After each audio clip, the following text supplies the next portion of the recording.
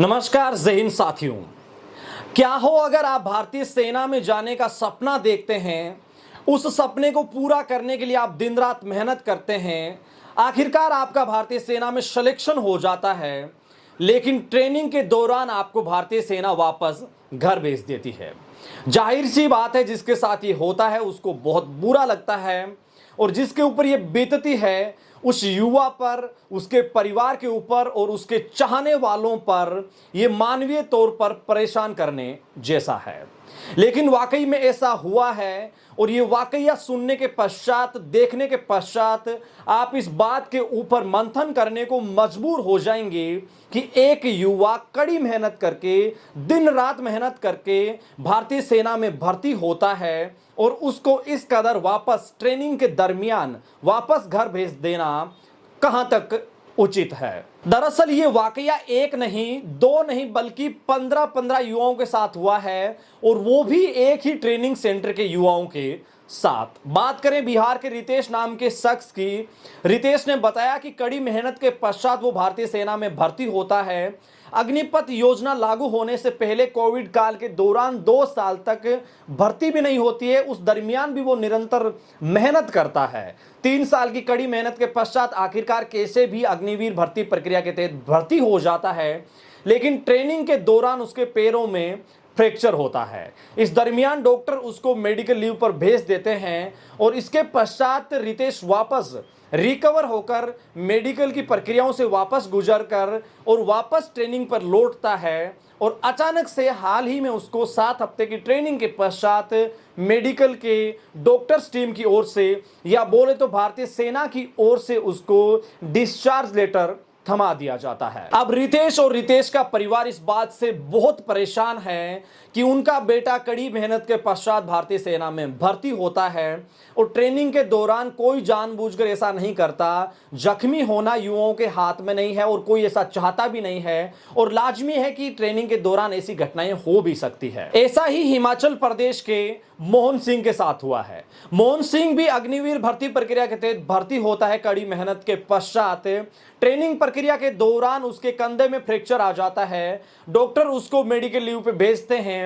मोहन वापस लौटता है और हाल ही में ट्रेनिंग पूरा होने में चंद ही दिन बाकी है। बताया जाता है कि 2 ही दिन बाकी थे और कसम परेड से ठीक पहले उसको भी डिस्चार्ज लेटर थमा दिया जाता है। और ऐसा जनाब एक नहीं, 2 नहीं, बल्कि 15-15 युवाओं के साथ है। और इस खबर को सुनने के पश्चात जो युवा भर्ती प्रक्रिया से भर्ती हुए थे, ट्रेनिंग के दौरान अब जो बाहर हुए हैं, उनके परिवार, उनके चाहने वाले मानसिक तौर पे, मानवीय तौर पे बहुत ही ज्यादा परेशान है। अब बात करते हैं उस पहलू की कि पहले जो भर्ती प्रक्रिया होती थी अग्निपथ से पहले ऐसा कभी नहीं देखा गया।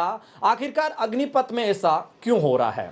दरअसल आपने देखा होगा, इससे पहले जो भर्ती प्रक्रिया होती थी, अगर किसी भी युवा जो भर्ती था, अगर उसको ट्रेनिंग के दौरान चोट आ जाती, वो जख्मी हो जाता, तो उसको आने वाले नेक्स्ट बैच के साथ उसकी ट्रेनिंग कंप्लीट करवाई जाती थी। लेकिन अग्निपथ योजना में ऐसा नहीं है। अगर आप निरंतर 21 या 30 दिन अग्निवीर की ट्रेनिंग के दौरान अनुपस्थित रहते हैं, चाहे आप चोटिल हो या किसी भी कंडीशन में हो, तो आपको भारतीय सेना से बाहर का रास्ता दिखा दिया जाएगा। और ऐसा कई सारे युवाओं के साथ हो भी रहा है। कड़ी मेहनत करके अग्निवीर बनने वाले युवाओं का ये सवाल जायज है कि अग्निवीर की ट्रेनिंग प्रक्रिया के दौरान अगर वो जख्मी होते हैं तो आखिरकार उनमें उनका गुनाह क्या है? हालांकि भारतीय सेना अब इस पॉलिसी में बदलाव के मूड में है। सूत्रों की माने तो अधिकारियों की ओर से ऐसे कई सारी जानकारियां सामने रखी गई है कि इस पॉलिसी में अब बदलाव किया जा सकता है। हालांकि एकाएक इस बदलाव के ऊपर विचार नहीं किया जा रहा। धीरे धीरे इस प्रक्रिया के अंतर्गत बदलाव की संभावनाएं बताई जा रही है।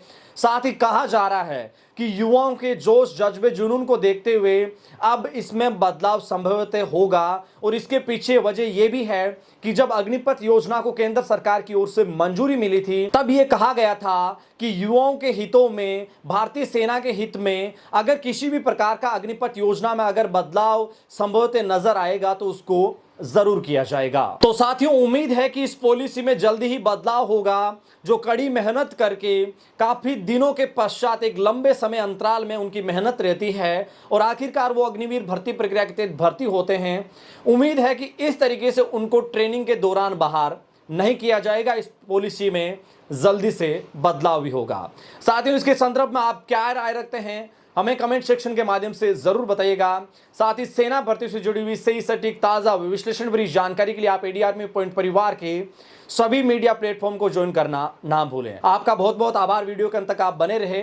अपने मेजबान धनेश को यहाँ दीजिए इजाजत। फिर होगी आपसे मुलाकात सेना भर्ती से जुड़ी हुई लेटेस्ट ताजा जानकारी के साथ। तब तक के लिए जय हिंद, जय भारत, शुक्रिया।